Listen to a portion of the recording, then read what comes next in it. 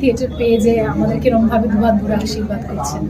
এতগুলো খুশির খবর সামনে আসা, শরীরটা বোধহয় এখন আরো একটু ভালো হয়ে যায়, তখন এতগুলো শরীর হয়তো একটু খারাপ, সেটা হয়তো ভালো হচ্ছে আস্তে আস্তে, কিন্তু মনটা খুব ভালো। যেভাবে হাউসফুল হচ্ছে বিনোদিনী, যেভাবে সবাই শুধু বাংলায় না, বিয়ন্ড বাংলা, মানে আমরা যখন বম্বেতেও ছবিটা দেখেছি, দিল্লিতে, হায়দ্রাবাদে সব জায়গায় হাউসফুল হয়েছে, দর্শক গোটা দেশ জুড়ে বিনোদিনীকে যেভাবে পছন্দ করছে, ভালোবাসছে, সেটা অবভিয়াসলি একটা বিশাল বড় পাওনা, বিশাল বড় একটা খুশির বার্তা আমার গোটা টিমের জন্য।